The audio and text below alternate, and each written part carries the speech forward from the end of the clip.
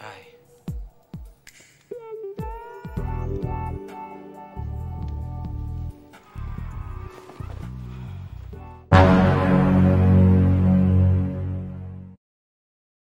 Film ini menceritakan tentang mas-mas yang cupu, miskin, dan gaya hidupnya susah banget lah pokoknya. Tapi hidupnya berubah ketika dia mendapatkan tawaran menjadi seorang mas-mas panggilan tante-tante.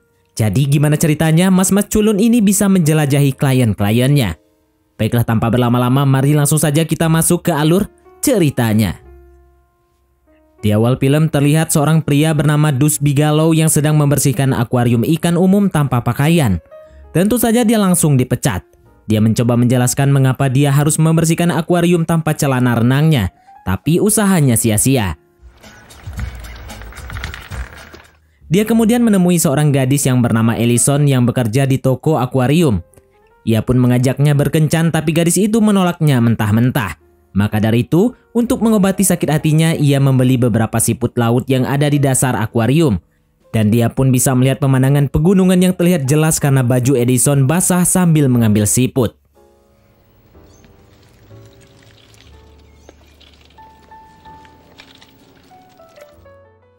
Kemudian dia menuju ke sebuah resort di mana dia melihat Anthony yang sedang menggoda seorang gadis dan dengan mudahnya membawanya masuk ke kamar. Dus sangat iri dengan dia. Ia lalu pergi ke salah satu kamar untuk menyelamatkan ikan mas milik bocil yang masuk ke kloset.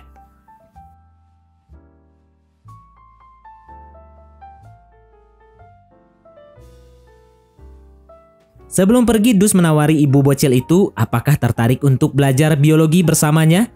Sayang sekali dia kembali ditolak mentah-mentah. Setelah itu ia membersihkan kolam buatannya. Tiba-tiba ia diserang ikan koi. Untungnya ia diselamatkan oleh Anthony.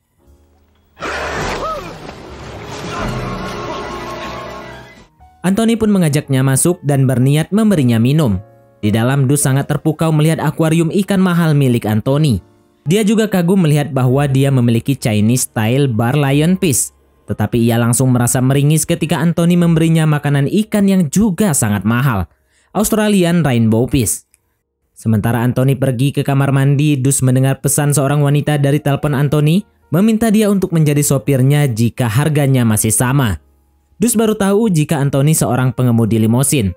Apakah mungkin itu yang membuat para wanita mau klepek-klepek dengannya? Namun Anthony hanya memberikan jawaban yang tidak jelas, jadi Dus pun bertanya apakah yang sebenarnya dia lakukan. Tanpa berbelit-belit, Anthony mengatakan kepadanya bahwa dia adalah seorang pria penyedia layanan jasa servis sumur keramat.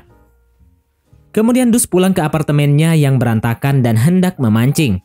Tetapi rencana itu harus tertunda. You miss me? Hey guys.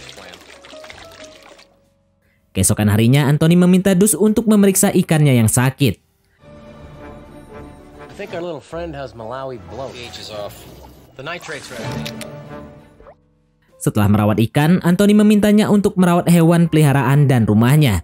Dan karena dia akan pergi berbisnis dalam perjalanan bisnis selama 3 minggu. Sebelum Anthony pergi, dia mengatakan Dus untuk tidak menggunakan mobilnya dan menjawab teleponnya. Dus kemudian mengatakan kepadanya bahwa dia mengerti. Tapi tiba-tiba dia nggak sengaja menjatuhkan panah Hungaria Anthony. Untungnya Anthony dengan cepat menangkapnya. Ia pun mengancam Dus dengan itu, lalu mengatakan dia akan terluka jika dia mengacaukan apapun di apartemennya.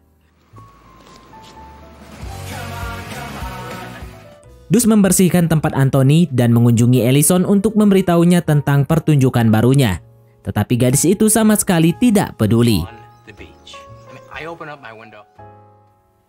Di hari yang sama, Dus secara tidak sengaja memutar film untuk bapak-bapak ibu di televisi. Dan di saat bersamaan, seorang pramuka tiba-tiba muncul dan menjual kue kepadanya. Tanpa sengaja, gadis itu melihat film itu. Dus terpaksa membeli sebuah kue untuk membuatnya diam. Dia kemudian membuat sandwich keju panggang di pemanggangan roti menggunakan roti yang ia beli. Dan menggantungkan dirinya di bar Anthony untuk melakukan beberapa sit-up terbalik. Sialnya dia melihat bahwa sandwichnya terbakar, jadi dia bergegas untuk turun. Tapi ia gagal dan akhirnya berpegangan pada akuarium. Di saat yang bersamaan, Anthony menelpon dan mengancam akan membunuhnya jika dia tidak membersihkan apartemennya. Sementara itu api terus menyebar di dapur dan akuariumnya sudah tidak bisa menahan dus hingga akhirnya jatuh dan pecah. Dia kemudian memadamkan api dan menyimpan ikan di wadah terpisah. Dus pun menelpon Neil dan putus asa mengetahui bahwa dia harus membayar $6.000 untuk memulihkan semuanya.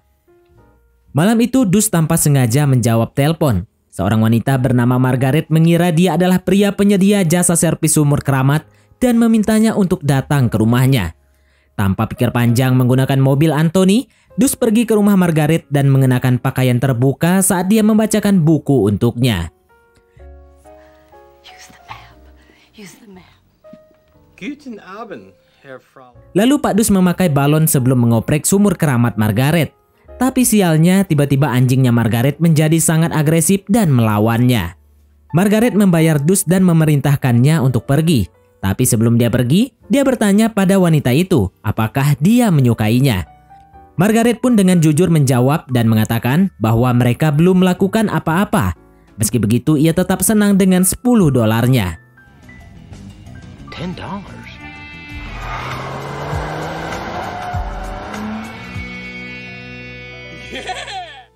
Ia menggunakan uang yang diperolehnya itu untuk pergi ke bar untuk bersenang-senang. Namun uang itu langsung habis setelah memesan minuman mahal. Ia pun terpaksa harus mencari seorang wanita yang membutuhkan layanan dengan harapan menjadi lebih banyak uang. Dia kemudian mendekati seorang wanita Prancis yang bernama Claire yang awalnya menganggap dia menjengkelkan. Tapi akhirnya ia berhasil mengajaknya untuk meninggalkan bar bersamanya.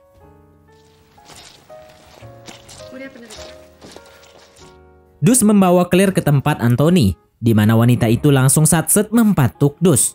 Tapi ketika Dus menyuruhnya untuk membayar $10 terlebih dahulu sebelum mereka mulai, Claire mengatakan kepadanya bahwa dialah yang harus membayarnya.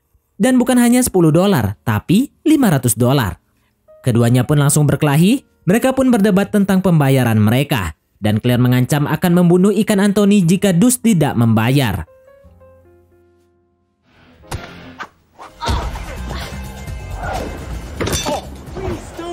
$500. No! Kemudian tanpa sengaja dia melihat foto Anthony dan bertanya kepada Dus mengapa dia memilikinya. Jadi Dus mengakui bahwa mereka berada di tempat Anthony dan tiba-tiba Claire pun takut. Ia meminta Dus untuk tidak memberitahu Anthony tentang sepatunya lalu ia pergi. Setelah mengetahui kekacauan di tempat Anthony, teman Claire, TJ, yang berprofesi sama dengan Anthony mengunjungi Dus. Dus meyakinkan bahwa dia berencana untuk memperbaiki semuanya sebelum Anthony kembali. Tetapi TJ menyarankan dia bekerja seperti Anthony saja untuk mendapatkan uang lebih cepat. Mempercayai TJ, Dus melakukan makeover sampai dia siap-siap untuk satset. Sebelum TJ meninggalkannya di rumah klien resmi pertamanya, TJ mengingatkannya untuk tidak pernah jatuh cinta.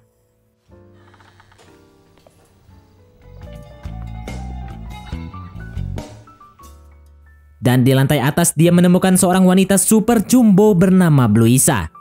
Dus tidak nyaman jadi dia berbohong untuk menghindari berhubungan dengannya. Dan sebagai gantinya keduanya memainkan sebuah permainan.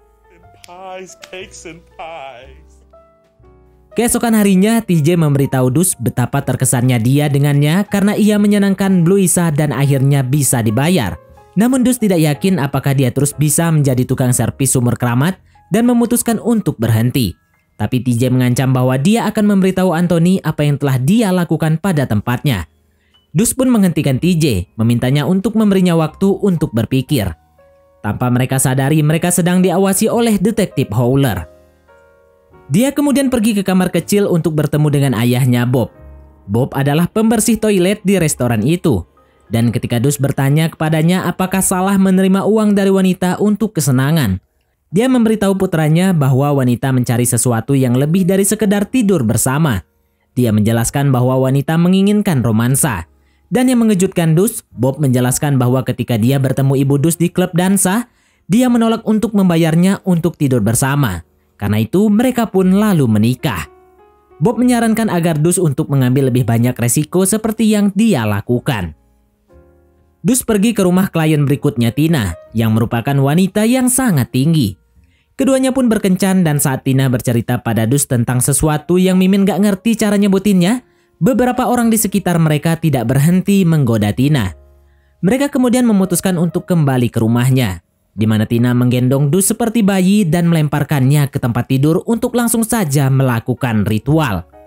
Lagi dan lagi Dus merasa tidak nyaman tidur dengan kliennya, jadi dia mengusulkan mereka melakukan sesuatu yang lain dan dia akhirnya memijat kakinya.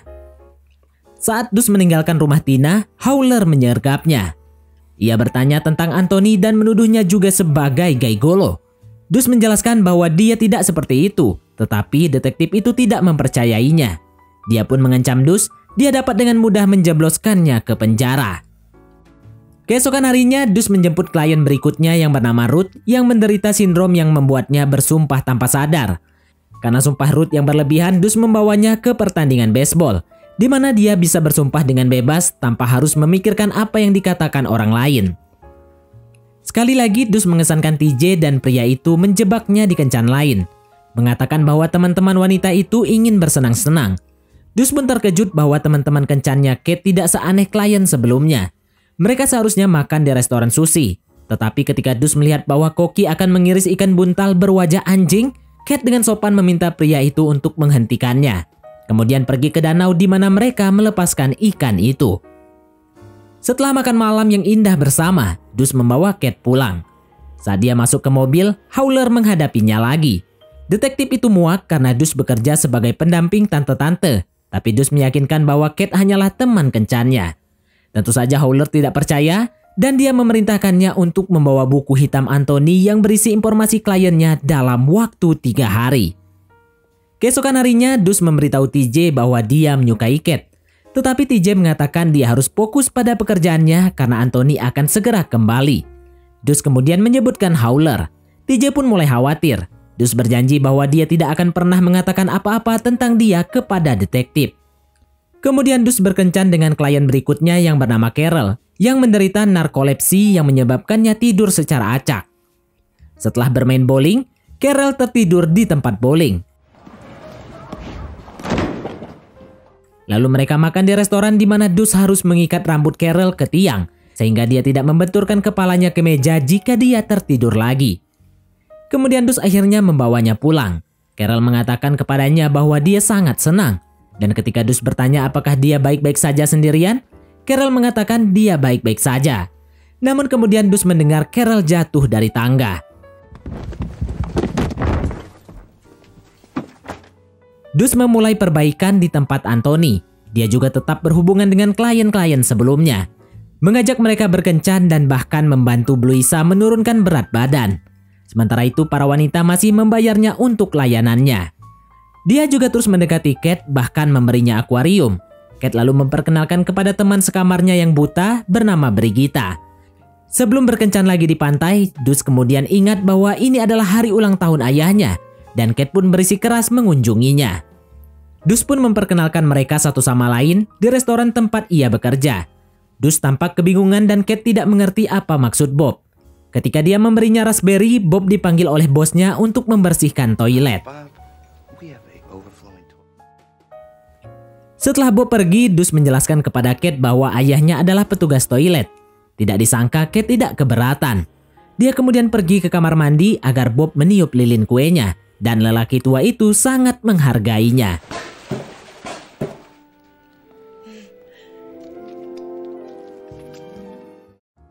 Ketika dia mengajaknya pulang, Kate memberitahu Dus bahwa dia bersenang-senang, tetapi Dus merasa itu sulit dipercaya. Untuk membuktikan bahwa dia mengatakan yang sebenarnya, Kate mengundang Dus ke rumahnya untuk tidur dengannya. Setelah membuka armor, Kate mencoba untuk mengakui sesuatu pada Dus, tetapi Dus tidak mengizinkannya bicara. Dus dan Kate memulai pemanasan untuk belajar bareng, tetapi secara tidak sengaja, Dus menarik kaki palsunya. Kate yang malu pergi ke kamar mandi dan meminta Dus untuk pergi, tetapi Dus bersikeras untuk tinggal dan meyakinkan Kate perasaannya untuknya tetap sama. Pagi harinya Dus bangun dan bahagia di pelukan Kate. Dia kemudian berbicara dengan teman-teman Kate yang membayar TJ agar berkencan dengannya. Para wanita itu tidak senang Kate berkencan dengan seorang penipu, tetapi Dus mengatakan kepada mereka bahwa dia telah berhenti dan sangat mencintai satu sama lain. Dus pun mengembalikan uang wanita itu, tapi saat dia pergi, salah satu dari mereka memperingatkannya untuk menjauh dari Kate. Di luar, Howler tiba-tiba muncul dan meminta buku hitam Anthony, tetapi Dus mengatakan dia tidak dapat menemukannya. Dia kemudian bertanya pada Dus apakah dia tahu TJ.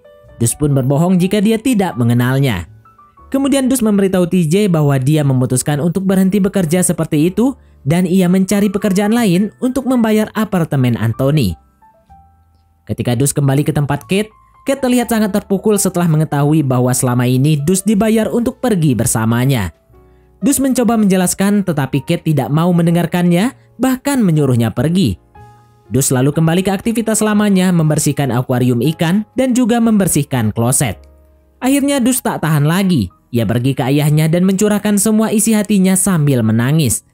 Meskipun telah bekerja keras, Dus masih membutuhkan sekitar $1.500. Dia pun putus asa dan tidak ada pilihan lain selain kembali menjadi itu. Kali ini penyewanya adalah wanita cantik bernama Elaine. Elaine langsung mengajak Dus untuk berpatukan, tetapi Dus menolaknya karena dia ingin menjaga perasaan orang yang sedang ia cintai. Elaine pun mengatakan jika suaminya dulu seperti dia. Dus pun mengatakan bahwa semuanya akan baik-baik saja. Saat Dus akan pergi, Elaine menahannya karena dia sudah membayar jasanya. Akhirnya Dus menari untuknya sambil memastikan dia tidak menyentuhnya. Setelah mengenakan pakaian lagi, Dus menemukan dompet Elaine yang berisi KTP dan foto Howler. Ternyata ia adalah istrinya Howler. Dus hanya bisa terdiam melihat itu. Sialnya saat pulang bersama Elaine, mereka bertemu Kate di lobi. Kate pun langsung menampar Dus. Ternyata dia ke sana hanya untuk mengecek apakah pria yang dicintainya itu benar-benar baik atau tidak.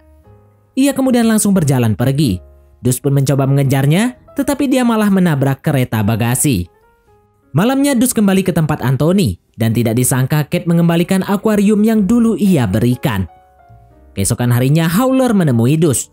Dus langsung berkata bahwa ia tidak tahu Elaine adalah alasan mengapa Howler mengejar Anthony. Tanpa pikir panjang, Howler langsung menghajar Dus. Detektif itu bertekad untuk menempatkan Anthony dan Dus di balik jeruji besi.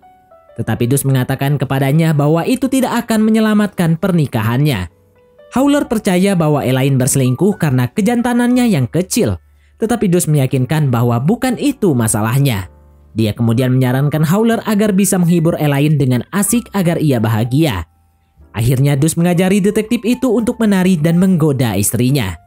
Howler pun berterima kasih pada Dus karena membantunya menyelamatkan pernikahannya. Tetapi dengan menyesal dia memberitahu bahwa dia harus tetap menangkap seseorang. Dan yang dipilih adalah TJ. Alih-alih mengkhianati TJ, Dus malah menyerahkan diri.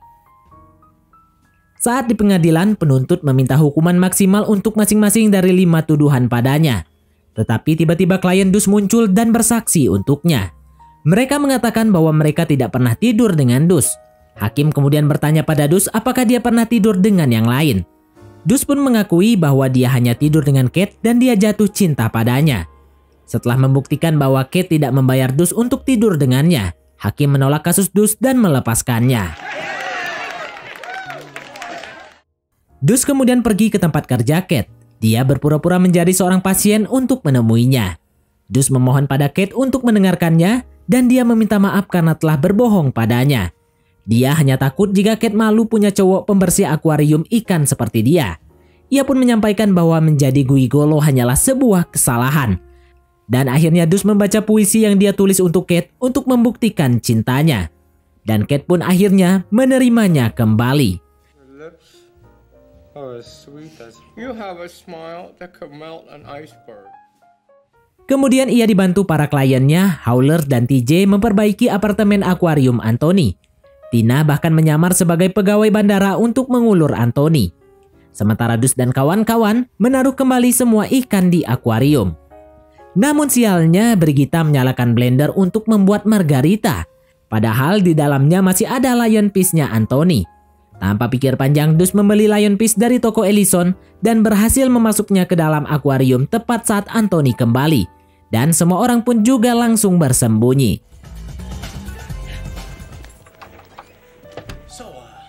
Anthony menyampaikan kekesalannya bertemu dengan petugas bandara yang tak lain adalah Tina. Ia yang melihat ada minuman di dalam blender pun langsung meminumnya, tanpa tahu itu adalah lion fish-nya. Dus pun sangat gugup dan tidak sabar untuk pergi, tetapi Anthony terus menanyakan tentang apartemennya, terutama tentang ikannya. Ketika Anthony bermain-main mengetuk akuarium, tiba-tiba akuarium itu pecah.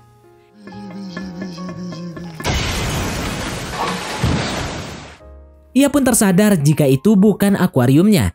Ia langsung mengambil kapak dari koleksi senjatanya dan langsung menyerang Dus. Untungnya Cat melemparkan kaki palsunya ke arah Dus sehingga dia bisa membela diri dan kini mereka berkelahi dengan seimbang. Anthony lalu melemparkan senjata pada Dus dan tidak disangka Dus bisa menghindarinya. Akhirnya Anthony mencoba menembak Dus menggunakan panahnya, tetapi Blucia memblokirnya hingga dadanya terpanah. Untungnya panah itu hanya mengenai ayam panggang yang terselip di dada Blucia. Howler kemudian menangkap Anthony, sementara Brigitte mendapatkan kembali penglihatannya setelah berhubungan dengan TJ di dalam lemari. Beberapa bulan telah berlalu, kini Bob lebih kaya karena bekerja sebagai tukang servis sumur keramat. Sementara Ruth membuka sekolah untuk anak perempuan. Carol melakukan perjalanan ke Prancis, sementara Blucia menjalani sedot lemak sebelum mengubah namanya menjadi Naomi dan menjadi model sekarang. Sementara itu Anthony yang dipenjara mulai berhubungan dengan Tina, dan TJ mendapatkan stikomnya sendiri. Terakhir Dus akhirnya menikahi wanita yang sangat dicintainya, dan film pun tamat. Happy ending semuanya ternyata setelah semua masalah yang carut-marut seperti itu, tapi memang ya pada dasarnya seorang pria culun selalu menang banyak.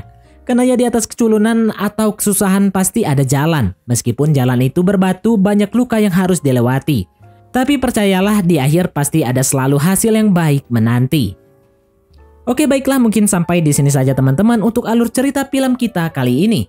Terima kasih buat teman-teman yang telah mengikuti alur cerita film ini sampai selesai. Sekian dari Mimin, sampai jumpa di konten berikutnya.